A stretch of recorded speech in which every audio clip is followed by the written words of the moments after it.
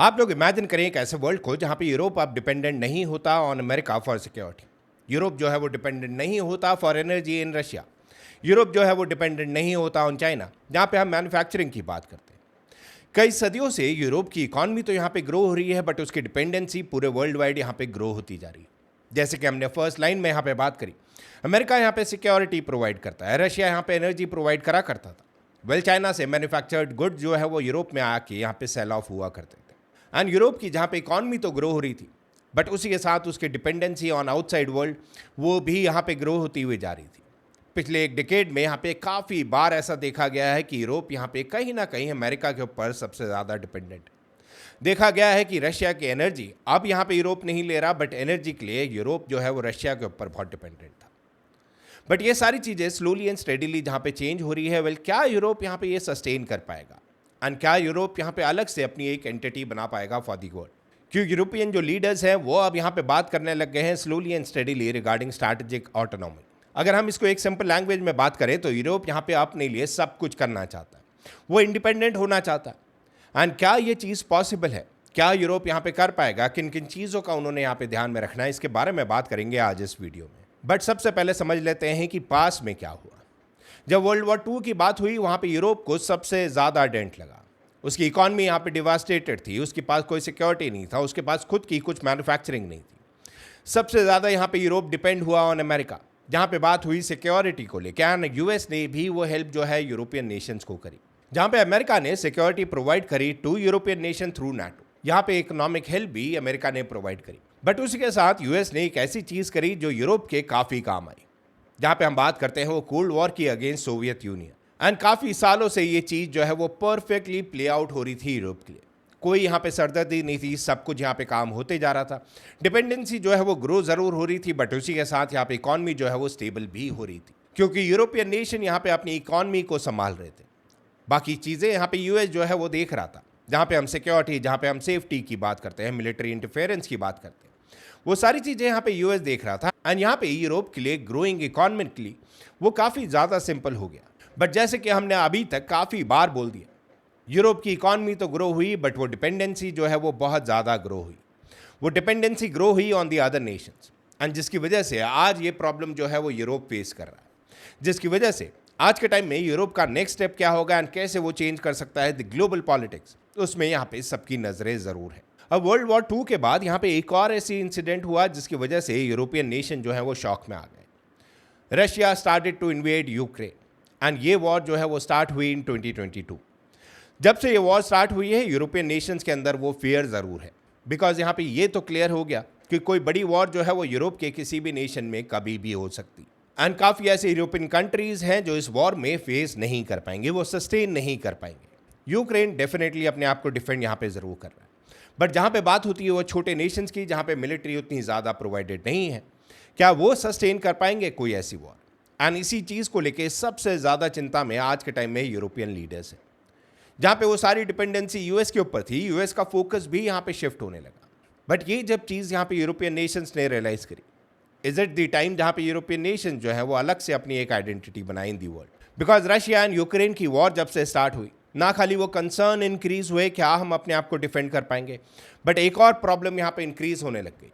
वो एनर्जी जो यहाँ पे रशिया प्रोवाइड करता था यूरोप को, वो एनर्जी यहाँ पे एकदम कट ऑफ होने लगी है, एंड यहाँ पे प्राइसेस जो है वो इंक्रीज होने लगे। इन्फ्लेशन जो है उसमें भी इफेक्ट यहाँ पे देखने को मिला, एंड उसकी वजह से यहाँ पे एक इकोनॉमिक प्रेशर जो है वो काफ़ी कंट्रीज़ के ऊपर साइमल्टेनियसली बिल्ड हो रहा था। बट इन सब चीज़ों का सडनली एक इफेक्ट देखने को मिला, जहाँ पे यूरोप ने ये रियलाइज़ करा कि हमारी डिपेंडेंसी बाकी कंट्रीज़ के ऊपर बहुत ज़्यादा है। वो चीज़ें जो हम खुद नहीं कर पा रहे उसके ऊपर हम किसी और कंट्री में यहाँ पे डिपेंड कर रहे हैं। इस दिस द टाइम हम लोग यहाँ पे इंडिपेंडेंट बने। इसी के साथ जर्मनी ने एक सबसे बड़ा स्टेप लिया, एक ऐसा स्टेप जिसने कहीं ना कहीं यूएस की कंसर्न और इंक्रीज करे। जर्मनी ने अपना डिफेंस बजट जो है वो मल्टी फोल्ड्स यहाँ पे इंक्रीज करा, एंड वो एक हिस्टोरिकल राइज देखा हमने इन डिफेंस बजट जर्मनी में जो हुआ। एंड ये एक हिस्टोरिकल इवेंट था, बिकॉज इससे पहले कोई भी नेशन इन यूरोप ऐसी चीज़ें सोच भी नहीं रहा था। बिकॉज यूरोप ने एक चीज़ तो यहाँ पे रियलाइज ज़रूर करी, व्हाट इफ हम लोग दूसरों के ऊपर यहाँ पे डिपेंडेंट ना रहे, व्हाट इफ हम किसी और पे यहाँ पे ट्रस्ट ना कर पाएँ ऑन दी डायर नीड, जहाँ पे हम लोग सडनली किसी रिक्वायरमेंट में आ जाए। हमने यहाँ पे वेट करना पड़ेगा उन सारी चीज़ों का, हम लोगों ने यहाँ पे वेट करना पड़ेगा US to send the military forces, यहाँ पे हमने वेट करना पड़ेगा कि रशिया हमें एनर्जी प्रोवाइड करे, या हमने यहाँ पे वेट करना पड़ेगा कि चाइना हमें अपने मैन्युफैक्चर्ड गुड्स जो है वो प्रोवाइड करे। यूरोप ने ये चीज़ रियलाइज़ करी, but is it too late to realise that? ये नेक्स्ट बिग क्वेश्चन आता है, बिकॉज आज का वो टाइम जहाँ पे यूरोपियन नेशंस की इकॉनमी काफ़ी अच्छी है, बट उसी के साथ अभी भी आज के टाइम में भी यूरोपियन नेशन जो है वो बाकी नेशंस के ऊपर यहाँ पे डिपेंड करते हैं काफ़ी चीज़ों को लेके। एंड ये चीज़ यूरोप में रियलाइज़ हुई as soon as Russia started to invade Ukraine. Well, पहले यहाँ से रशिया से जो है वो एनर्जी सप्लाईज आती थी, जिसकी वजह से मॉस्को यहाँ पे काफ़ी ग्रो करता था। रादर यहाँ पे मॉस्को जो है वो एक सुप्रीम लीडर सा बन रहा था, जहाँ पे सारी चीज़ें जो है वो रशिया के ऊपर डिपेंड करती थी। एंड एनर्जी का काफ़ी यूज़ होता है अक्रॉस द नेशन, ये चीज़ हमने प्रीवियस वीडियोज़ में भी डिस्कस करी। आज के टाइम में जहाँ पे ऑयल डिसरप्शन चल रहा है, काफ़ी कंट्रीज जो है वो इकोनॉमिक बैकलैश में चल रही है, जहाँ पे इन्फ्लेशन जो है वो इंक्रीज हो रहा है स्लोली एंड स्टेडीली। एंड यही चीज़ यूरोप के साथ हुई। वो टाइम कुछ और था इन 2022, बट यूरोप ने ये चीज़ रियलाइज ज़रूर करी, and that was the main part. But not only realisation, Europe ने यहाँ पे काम करना भी स्टार्ट करा। उसने यहाँ पे एलएनजी प्लांट जो है वो लगाने स्टार्ट करे। रिन्यूएबल एनर्जी के ऊपर उन्होंने इन्वेस्टमेंट जो है वो यूरोप ने करनी स्टार्ट करी, बिकॉज अब रशिया से वो एनर्जी फ्लो एकदम कट ऑफ हो चुका था। एंड सडनली वो हिट करे मार्केट्स को, सडनली वो हिट करे इन्फ्लेशन को। उससे बचने के लिए ये सारे स्टेप्स यूरोप ने स्लोली एंड स्टेडीली लेना स्टार्ट करे। उन्होंने यहाँ पे न्यूक्लियर पावर को भी एक्सपांड करा काफ़ी स्टेट्स में, बट उसी के साथ यहाँ पे ऑल्टरनेटिव रूट्स भी देखे। अब वो कौन सी कंट्री थी जहाँ से वो एनर्जी का इनफ्लो आना स्टार्ट हो सकता था, बिकॉज रशिया का चैनल यहाँ पे क्लोज हो गया था। वो डिपेंडेंसी इतनी जल्दी खत्म नहीं होती, ये हम सब लोग जानते हैं। यहाँ पे जहाँ पे रशिया के ऊपर वो डिपेंड कर रहे थे, अब कौन सा नेशन यहाँ पे वो एनर्जी प्रोवाइड करेगा, बिकॉज सडनली उतनी एनर्जी बनाना किसी भी नेशन के लिए यहाँ पे पॉसिबल नहीं था। So they search for the alternative routes as well, जहाँ पे उनका गोल जो है वो बहुत ही सिंपल था, किसी भी राइवल नेशन को यहाँ पे एक्स्ट्रा बेनिफिट ना मिले, क्योंकि यहाँ पे इकॉनमी यूरोप की ग्रो हो रही थी, बट वो एनर्जी के थ्रू कोई और कंट्री जो है वो यहाँ पे इनकी इकॉनमी को कंट्रोल ना कर पाए। बट एनर्जी के साथ साथ यहाँ पे मिलिट्री कंसर्न्स भी थे। जैसे कि हमने इनिशियली बात करी, यूरोप जो है वो हेवीली डिपेंडेंट है आज के टाइम में भी on US to provide that military support. But US का यहाँ पे कंसर्न जो है वो शिफ्ट हुआ। यहाँ पे यूएस को मेजर चैलेंज जो है वो चाइना से आ रहा था। यहाँ पे यूएस जो है वो ज़्यादा एशियन कंट्रीज़ की तरफ फोकस शिफ्ट करने लगा, एंड वो कंसर्न जो है वो यूरोप में और ज़्यादा इंक्रीज़ होने लगा, बिकॉज एक नेशन जिसके ऊपर आप डिपेंड करते हो, अगर उसका यहाँ पे फोकस शिफ्ट होता है to the other side, well वो चीज़ आपके लिए कंसर्निंग ज़रूर है। एंड यही चीज़ यूरोप ने आज के टाइम में रियलाइज़ करी है, एंड इसी वजह से यहाँ पे यूरोप के नेशंस ने अपने बजट जो है, डिफेंस बजट जो है वो इंक्रीज़ करने स्टार्ट करें। यहाँ पे जॉइंट वेपन प्रोजेक्ट जो है वो लॉन्च करने स्टार्ट करे हैं यूरोपियन नेशंस ने। एंड फ्रांस ने यहाँ पे एक आइडिया दिया कि यूरोप को खुद केपेबल होना चाहिए, बिकॉज यहाँ पे यूरोप जो है वो सेल्फ सफिशिएंट होना चाहिए टू डिफेंड इटसेल्फ, एंड ये चीज़ करनी आज के टाइम में बहुत ज़्यादा ज़रूरी है। बट ये सारी चीज़ों का मतलब ये नहीं कि वो अपने अलायंसेस जो है वो तोड़ रहे हैं, बस वो यहाँ पे ये चीज़ कर रहे हैं कि उनके ऊपर वो ज़्यादा डिपेंडेंट ना रहे। वो यहाँ पे एक बैकअप ऑप्शन बनाना चाह रहे हैं, जिसके लिए उन्होंने दूसरी कंट्रीज़ के ऊपर रिलाय ना करना पड़े, which is a good thing for Europe. अगर आप इसको टेक्निकली भी सोचेंगे, जो चीज़ें यहाँ पे हो रही है वर्ल्ड वाइड, अगर कोई भी कंट्री के ऊपर अटैक होता है, कब यूएस यहाँ पे हेल्प करने सामने आएगा? उससे पहले अगर उनके पास खुद डिफेंसेस है, वो अपनी कंट्री को अगर डिफेंड कर सकते हैं, नथिंग लाइक इट। बट जैसे कि हमने काफ़ी वीडियोज़ में प्रीवियसली भी बात करी, सिक्योरिटी आज के टाइम में खाली आर्मी नहीं होती, वो खाली मिलिट्री फोर्सेज नहीं होते, वो बात होती है टेक्नोलॉजी को लेके भी। आज तक यहाँ पे यूरोप में जो मेजर कंपनीज थी वो यूएस की यहाँ पे आके अपनी टेक जायंट्स बन के सामने आ रहे थे, एंड उसी के साथ चाइनीज़ मैन्युफैक्चर गुड्स वो यहाँ पे इंपोर्ट करे जा रहे थे। इकॉनमी यहाँ पे ग्रो हो रही थी, इकॉनमी का कोई डाउट किसी को भी नहीं है when it comes to Europe. But उसी के साथ वो सेल्फ इंडिपेंडेंस यूरोप को अब वो चाहिए था, एंड जहाँ पे ग्लोबल टेंशन्स इंक्रीज हुई, ये वनरेबिलिटी जो है वो यूरोप ने रियलाइज़ करी। अब जो इन्वेस्टमेंट्स है वो ना खाली आर्म्स के ऊपर यहाँ पे होने लगे, वो टेक्नोलॉजी के ऊपर भी होने लगे। सेमीकंडक्टर की खुद की प्रोडक्शन यूरोप करने लगा, उसी के साथ एआई के ऊपर भी यहाँ पे यूरोपियन नेशन जो है वो काम करने लगे। यहाँ पे हम लोग बात कर सकते हैं इलेक्ट्रिक व्हीकल्स को लेके, जो यूरोप में भी अब बनने लगी, वहाँ पे डेवलप होने लगी, वहीं पे डिज़ाइन होने लगी, एंड बात होने लगी रिगार्डिंग दी ग्रीन टेक्नोलॉजी। काफ़ी कंट्रीज़ आज के टाइम में इम्पोर्ट्स इसलिए करती हैं क्योंकि उनको लगता है वो शायद नेचर को यहाँ पे डिसरप्ट करेगा।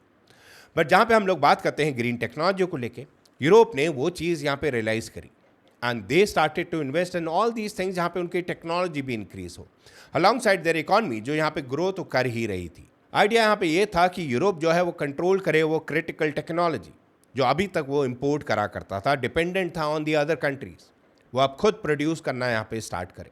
एंड इन सारी चीज़ों के साथ एक और रीज़न यहाँ पे निकल के बहुत क्लियरली यूरोप के सामने आया, बिकॉज अब एक मल्टीपोलर वर्ल्ड जो है वो इमर्ज हो रहा है।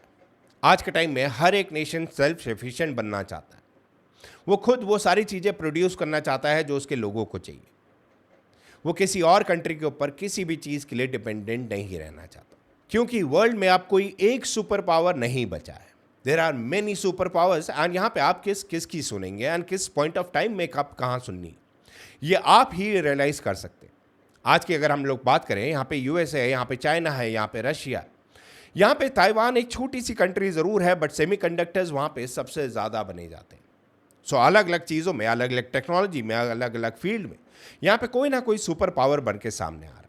तो अब जो वर्ल्ड आगे बढ़ रहा है, that is more of a multipolar world, जहाँ पे हर एक नेशन सेल्फ एफिशिएंट बनना चाहता है, वो खुद वो सारी चीज़ें प्रोड्यूस करना चाहता है एंड किसी और कंट्री के ऊपर यहाँ पे डिपेंडेंट बिल्कुल भी नहीं रहना चाहता। एंड यूरोप जहाँ पे देखा करता था यूएस की तरफ, यूरोप जहाँ पे देखा करता था रशिया की तरफ, देखा करता था चाइना की तरफ, यूरोप ने ये चीज़ रियलाइज़ करी कि अब वो टाइम आ गया है जहाँ पे हम अपनी वैल्यू जो है वो वर्ल्ड को बताएं। अब वो टाइम आ चुका है जहाँ पे पूरी वर्ल्ड जो है वो जियोपॉलिटिक्स जब भी डिसाइड करेगी, वो यूरोप को साइड में नहीं रखेगी।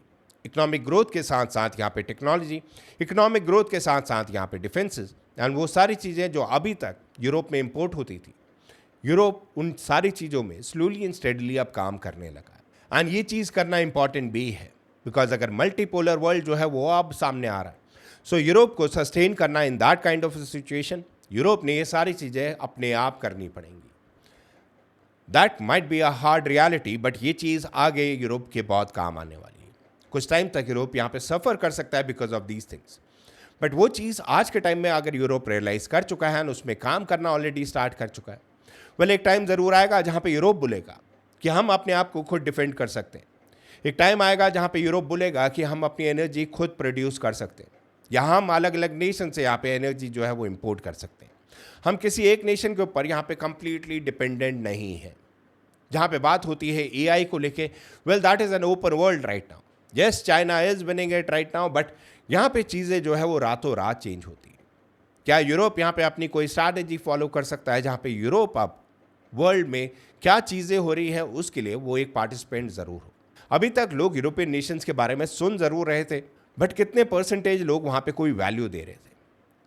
But as soon as Europe does all of these things himself, वो टाइम होगा जब सब लोग यूरोप की सुनेंगे भी एंड वो रियलाइज़ करेंगे कि खाली इनकी इकॉनमी ग्रो नहीं हो रही, यूरोप हम लोगों को चाहिए बिकॉज काफ़ी चीज़ें ऐसी प्रोड्यूस कर रहा है जो शायद बाकी की कंट्रीज़ यहाँ पे नहीं कर पा रही, एंड काफ़ी सेल्फ सफिशिएंट नेशन जो है वो यूरोप में है।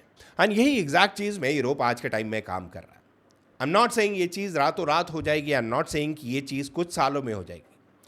अभी तक जहाँ पे इतने साल तक यूरोप डिपेंडेंट रहा ऑन अदर कंट्रीज़, वेल उस चीज़ को ओवरकम करने में यहाँ पे थोड़ा टाइम ज़रूर लगेगा। बट जहाँ पे बोलते हैं ना, जब आपके आँख खुले तभी सवेरा, एंड एग्जैक्टली यूरोप आज उस राह में निकल चुका है। काफ़ी ऐसी चीज़ें हुई जो नहीं होनी चाहिए, जिसकी वजह से यूरोप को रियलाइज़ हुआ, बट अगर वो चीज़ें नहीं होती तो शायद यूरोप ये रियलाइज़ नहीं कर पाता कि उसने यहाँ पे सेल्फ सफिशिएंट बनना है। सो गाइज, ये था आज का वीडियो। आप लोगों को क्या लगता है, क्या यूरोप जिस वे में जा रहा है यहाँ पे वो सस्टेन कर पाएगा? क्या यहाँ पे वो ग्रो कर पाएगा? Well, something is better than nothing, ये मेरा मानना है। आप लोगों के जो भी थॉट्स हैं नीचे कमेंट सेक्शन में कमेंट करके जरूर बताइएगा। विद दैट सेड गाइज, आज का वीडियो करते हैं पे एंड। आई होप आपको वीडियो अच्छा लगा हो। वीडियो अच्छा लगा हो तो वीडियो को लाइक कर देना, शेयर कर लेना, सब्सक्राइब कर लेना। Thank you so much for watching our channel. See you next time. Okay, bye bye.